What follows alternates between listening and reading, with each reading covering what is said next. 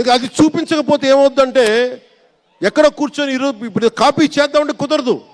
You have to come with original stories, సహజమైన కథలతో పట్టుకురావాలి. ఆ విధంగా ఉండాలి అంటే ముందు చిత్ర పరిశ్రమలో కూడా చాలా డిసిప్లిన్ రావాలి. సినిమాలు తీసే వాళ్ళు మాట్లాడాలి చిత్ర పరిశ్రమ గురించి, సినిమాలు తీయని వాళ్ళు మాట్లాడకూడదు. సినిమాలు తీయకుండా రాజకీయాలు చేసేవాళ్ళు మాకు నచ్చం. అది ఎన్డీఏ తరపు నుంచి నేను చెప్తా ఉన్నాను. తెలుగు చిత్ర పరిశ్రమ గురించి మాట్లాడాలి అంటే సినిమాలు తీసి దానికి సాధక బాధలు అర్థం చేసుకున్న వాళ్ళే మాట్లాడాలి. మన తెలుగుదేశం, జనసేన, భారతీయ జనతా పార్టీ, ఎన్డీఏ ప్రభుత్వం వారితోనే మాట్లాడతాం, వారితోనే గుర్తిస్తాం. అలాగే చాలాసార్లు సినిమా టికెట్ల కోసం హీరోలకి పనేంటి, హీరోలు ఎందుకు రావాలి, అది మాకు ఇష్టం లేదు. మహా అయితే నిర్మాతలు రండి, ఒక ట్రేడ్ బాడీ రండి, మీ యూనియన్ రండి, మేము అది ఇచ్చేస్తాం. అంతేగాని హీరోలు వచ్చి మాకు నమస్కారాలు పెట్టాలి,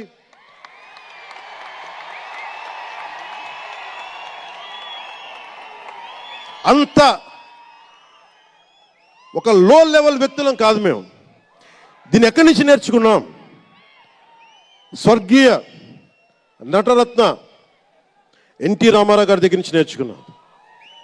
మహానటుడు, ఆయనని ఎంతమంది విమర్శించినా, కోటా శ్రీనివాసరావు గారు విమర్శించినా, ఆయన ఎప్పుడన్నా యాక్ట్ చేస్తే ఆయనతో పాటు ఏం బ్రదర్ బాగున్నారు అని చెప్పి చాలా గుండెలు నిండుగా పలికే వ్యక్తి మహానుభావుడు ఎన్టీ రామారావు గారు.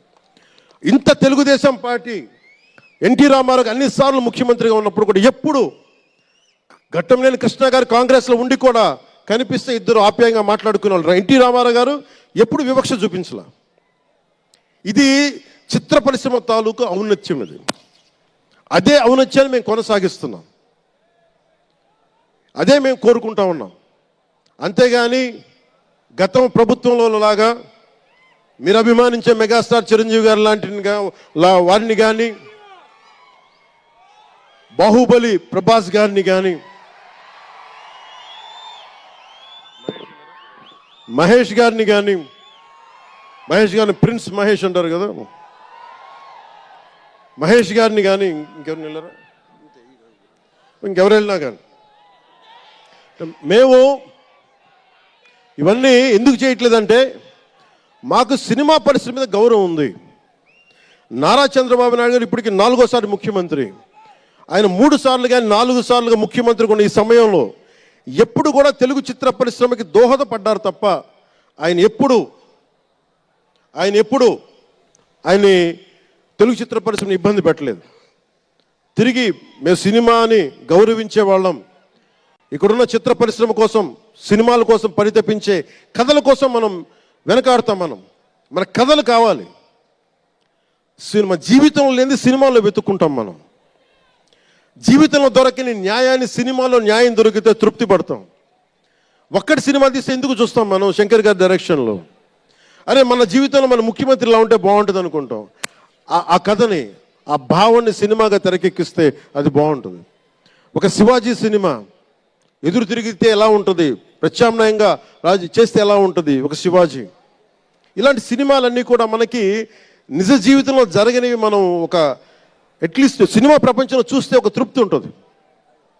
అలాగే ఇంతమంది యువత ముందుకొచ్చి ఎందుకు వస్తున్నారు అంటే ఒక మార్గదర్శకం సినిమాలు. ఒకసారి సినిమాలో కూడా చాలా మంచి విలువలు ఉంటాయి, కానీ ఆ విలువలు తీసుకోవచ్చు. కానీ మనం ఎలా ఉండాలంటే హంసలాగా పాలను తీసుకొని నీళ్ళు వదిలేయాలి. కానీ కొంతమంది నీళ్ళని పట్టుకుంటారు, మనం ఏం చేయలేము. సినిమా అన్నీ చూపిస్తుంది, మంచి చెడు 2 చూపిస్తాయి. ఏది తీసుకోవాలి అనేది మీది. ఉదాహరణకి వకీల్ సాబ్లో ఒక సన్నివేశంలో హీరో దగ్గరికి వచ్చే డైలాగ్ వస్తుంది, ఆర్ యు వర్జిన్ అని చెప్పి ఒక స్త్రీ పాత్రధారిని అడుగుతారు. అది నా ఇండివిజువల్గా నేను చెప్పడానికి ఇబ్బంది అనిపించింది. నేను డైరెక్టర్ గారికి, దిల్ రాజు గారికి చెప్పాను, ఈ డైలాగ్ అయితే నేను చెప్పాను కాబట్టి అబ్బాయిని అడుగుతాను, అమ్మాయిని నేను అడగనేమని చెప్పి. అంటే న్యాయం 2 పక్షాలు ఉండాలి, ఒకళ్ళని ఇబ్బంది పెట్టడం నాకు ఇష్టం లేదు. ఇది సెన్సిబిలిటీస్ కూడా ఫిలిం టెక్నీషియన్స్ కానీ, డైరెక్టర్స్ కానీ, యాక్టర్స్ కానీ, ఎందుకంటే హీరోలు చాలా పెద్ద ప్రభావం, మీరు దర్శకులు చాలా పెద్ద ప్రభావం, నిర్మాతలు చాలా పెద్ద ప్రభావం చూపిస్తారు. మీరు కేవలం డబ్బులు సంపాదించడమే కాదు, మీరు కొన్ని విలువలు చెప్తారు. ఒక రామ్ చరణ్ కోసం కానీ, ఒక శంకర్ గారి కోసం కానీ, దిల్ రాజు గారి ప్రొడక్షన్ అంటే ఎందుకు ఇంతమంది వస్తారు, ఇన్ని లక్షల మంది ఎందుకు వస్తారంటే ఏదో ఒక కనెక్ట్ ఉంది, దానికి ఒక బంధం ఉంది, దానికి ఏదో ఎదురు చూస్తాం ఒక సినిమా ద్వారా. ఒక RRRకి ఎందుకు అంత పరిగెడతాం సినిమా చూడటానికి, ఏదో ఎదురు చూస్తాం మనం.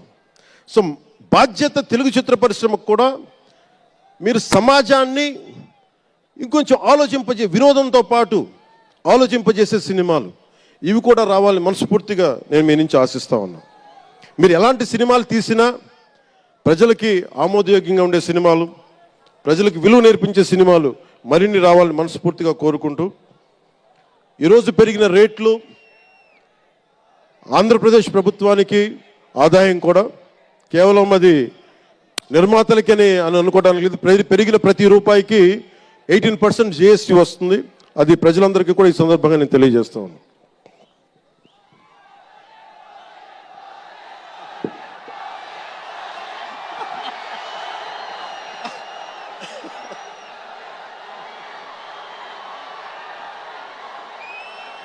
మీరు ఓజీ నా దుంప తెంపేస్తున్నారు. ఆయన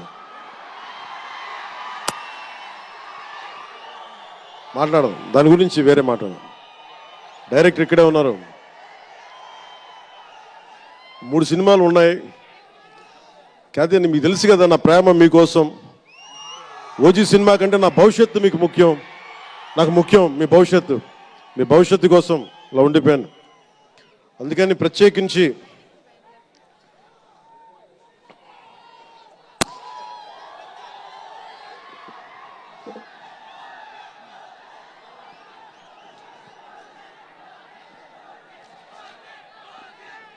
మనం మాట్లాడుకుందాం. ఇది అంటే వేరే సినిమా గురించి, ఒక గేమ్ చేంజర్ అనే సినిమాకి వచ్చి మనం ఓజీ గురించి మాట్లాడుకోండి.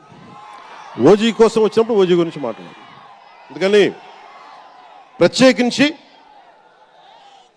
ఆంధ్రప్రదేశ్ రాష్ట్ర ప్రభుత్వం తరపున గేమ్ చేంజర్ సినిమాకి, గేమ్ చేంజర్ దర్శకులు శంకర్ గారికి, గేమ్ చేంజర్ నిర్మాతలు దిల్ రాజు లక్ష్మణ్ శిరీష్ గారికి, అలాగే గ్లోబల్ స్టార్ మెగాస్టార్ తనయులు రామ్ చరణ్ గారికి నా హృదయపూర్వక శుభాకాంక్షలు తెలియజేసుకుంటూ, ఇక్కడ ఉన్న మంత్రివర్గ సభ్యులకి, సహచర శాసనసభ్యులకు ప్రతి ఒక్కరికి నా హృదయపూర్వక నమస్కారాలు. అలాగే నా మిత్రుడు, నాకు సన్నిహిత మిత్రుడు SJ సూర్య,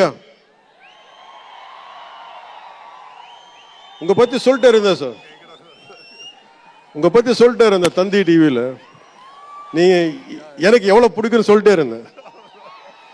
ఈయన ఏ మేరా జహాన్ పాట పెడతానంటే మీరు అమ్మాయిలతో డాన్స్ చేయాలి సార్ అంటాడు. నేను అంటాను దేశభక్తి చెప్పాలి. మా ఇద్దరు గొడవైంది. నేను చెప్పాను నువ్వేమనుకుంటా అవి చేస్తాను తప్ప నేను మటుకు ఏ మేరా జహాయే చేస్తాను, నేను అమ్మాయిలతో డాన్స్ చేయనని చెప్పాను. చాలామంది చేశారు, ఎందుకంటే నేను బాగా చేయలేను తెలుసు నాకు. దానికి ఏదో కూర్చుని పాపం నా మాట, మా ఇద్దరికి అలా మంచి ఫ్రెండ్స్, స్నేహం మా ఇద్దరి మధ్య, గంటలు మాట్లాడుకుంటాం. ఈ మధ్య కుదరట్లేదు.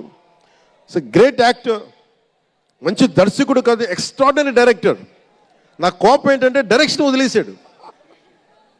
ఎప్పుడు పైన విట్టిట నీ direction, you are such a fantastic and fabulous director. And okay, that's fine. ఆయన డ్రీమ్ ఏంటంటే I want to be an actor అనేవాడు. ఇప్పుడు హీ ఫుల్ఫిల్, ఆయన సాధించుకున్నారు, అందరి మనసులు దోచుకున్న నటుడయ్యారు. మనస్ఫూర్తిగా వారికి నా అభినందనలు తెలియజేస్తా ఉన్నాను. అలాగే